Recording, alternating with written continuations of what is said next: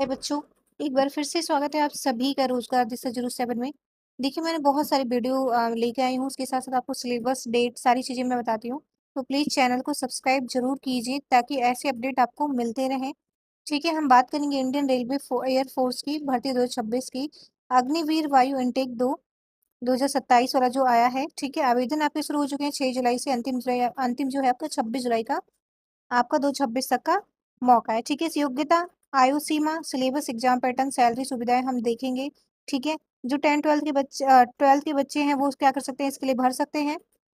अब देखिए इसमें हम जो सैलरी है आपकी, इसमें 10th प्लस 12th वालों की क्या है, ये बहुत ही अच्छी और एक अच्छी वैकेंसी है। ठीक है, आपको अलग अलग उस पे पदों पे इस पे आपको मिलती है जॉब। और उसके हिसाब से मैं बताऊंगी आपको जो एग्जाम की तैयारी होती है आपको कैसे करना होता है। ऑनलाइन देखिए एप्लीकेशन 6 जुलाई से स्टार्ट हो गया, 26 जुलाई तक रहेगा। एग्जाम डेट 22 से 23 सितंबर तक बताया जा रहा है। ठीक है, 2026 तक। एजुकेशन क्वालिफिकेशन क्या चाहिए आपको इसके लिए? Science stream 10+2, intermediate with mathematics, physics and English. English में कम से कम मिनिमम आपकी 50% मार्क्स होने चाहिए।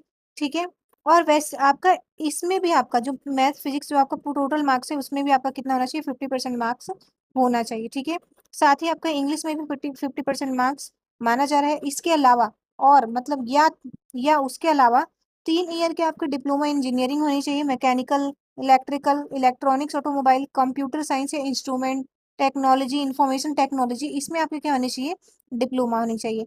उसके बाद मिनिमम आपका किसमें होना चाहिए, 50% मार्क्स होना चाहिए। किसमें? और इसके अलावा या तो, और का मतलब होता है या जो बच्चे अलग अलग स्ट्रीम से पढ़कर आते हैं उनके लिए ये 2 year vocational course with physics and maths. ठीक है, ये आपका जो आप पढ़ के आते हैं, कहाँ से आप तैयारी करके आते हैं, क्या क्या कौन कौन सी चीजों से आप पढ़ के आए हैं, तो जो भी एजुकेशन क्वालिफिकेशन है वो आपको देखकर एक बार फॉर्म भरना है। ठीक है, अदर देन साइंस स्ट्रीम, यानी कि जिन्होंने साइंस से नहीं कर रखा है उसमें 10+2 इंटरमीडिएट चाहिए होता है। ठीक है, जिन्होंने जो साइंस से नहीं है, साइंस वालों के लिए भी है। ठीक है, जो डिप्लोमा कर चुके हैं उनके लिए भी है। प्लस अगर किसी ने कोई साइंस से नहीं है तो उनके लिए भी है ये। 10+2 इंटरमीडिएट होनी चाहिए, मिनिमम आपका 50% मार्क्स होना चाहिए 100 में से। ठीक है, और इंग्लिश में आपका कम से कम 50%, मतलब 50% यानी कि 100 में से 50 कम से कम आपके नंबर होनी चाहिए। एज क्राइटेरिया आपका देखिए 17.5 से 22 साल तक है आपका। ठीक है, और जो आपका एलिजिबल डेट ऑफ बर्थ है, जो भी बच्चे फॉर्म भरेंगे वो डेट ऑफ बर्थ देख लेंगे, आपका 1 जुलाई 2005 से 1 जनवरी 2010 तक होना चाहिए। ये आपका मिनिमम एज है, और मैक्सिमम 22 साल तक आपका एज यहाँ पे दिखा रहा है। उसके बाद हम चलते हैं अगले स्लाइड पे। देखिए कौन अप्लाई कर सकता है, male female all Indian candidate कर सकते हैं, साइंस स्ट्रीम और नॉन साइंस स्ट्रीम वाले भी इसके लिए अप्लाई कर सकते हैं। 10th+12th में जो बच्चे हैं वो जिनको वायु सेना में भर्ती होना है, ये बहुत ही अच्छा आपका क्या है, एक आपके पास मौका है जिसके लिए आप तैयारी कर सकते हैं। अगर आप बहुत अच्छा करते हैं तो आप आगे के लिए भी सिलेक्ट होते हैं, जैसा कि आप सभी को पता है।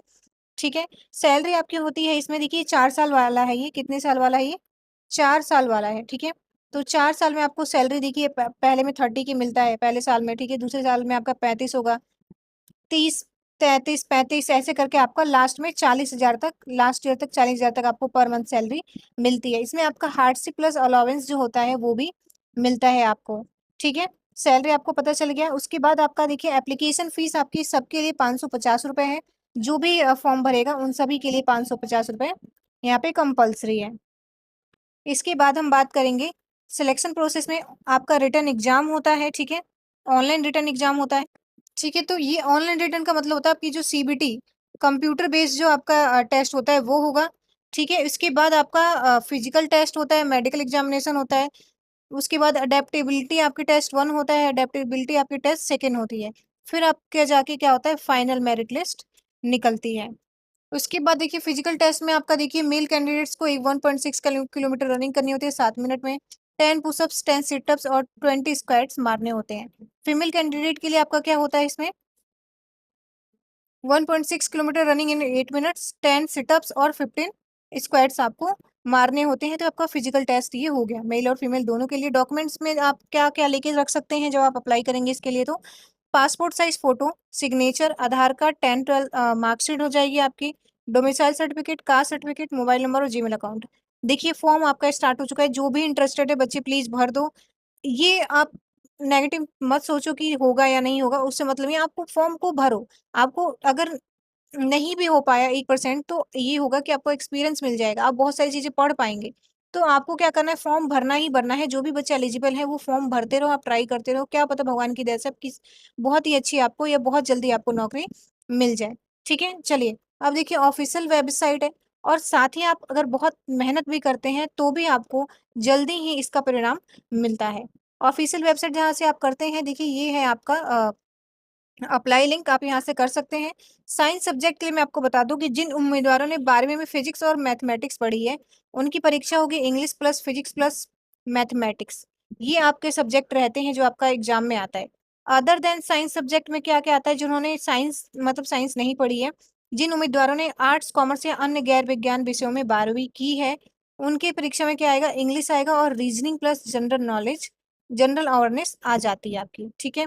साइंस में प्लस अदर देन साइंस, यानी कि साइंस जो उम्मीदवार ऐसे हैं जो क्या कहते हैं, कोई पात्र या कोर्स या के आधार पर दोनों श्रेणी के लिए आवेदन करते हैं, तो वो इसके लिए कौन-कौन तो यहाँ पे आप चेक कर सकते हैं। ठीक है? और जो मतलब दोनों जो उम्मीदवार ऐसे पात्र कोर्स योग्यता के आधार पर दोनों श्रेणी के लिए जो आवेदन करेंगे, उनका आपका English, physics, mathematics, reasoning and general awareness भी आपका आ सकता है इसमें। ठीक है? अब देखिए, एक और आपको बात बता दूं इसमें कि एयर फोर्स में एक आपका वो होता है, एयर फोर्स में एक ही सिलेबस नहीं होता है। आपका सिलेबस इस बात पर निर्भर करता है कि आपने 12वीं साइंस पीसीएम से की है, पीसीएम से की है या आर्ट्स या कॉमर्स से। इसलिए आवेदन करने से पहले आप क्या करेंगे, अपनी पात्रता के अनुसार परीक्षा पैटर्न और सिलेबस देखना, तो आप एक बार देखें। ठीक है? यह सिलेबस और पैटर्न एक बार जरूर चेक करके आप अप्लाई करें। तो फिलहाल के लिए इतना ही। कोई भी क्वेरी हो, कोई भी दिक्कत हो, तो आप कमेंट सेक्शन में कमेंट कर सकते हैं। फिलहाल के लिए इतना ही। वीडियो पसंद है तो प्लीज चैनल को सब्सक्राइब, वीडियो को लाइक एंड शेयर कीजिए। धन्यवाद।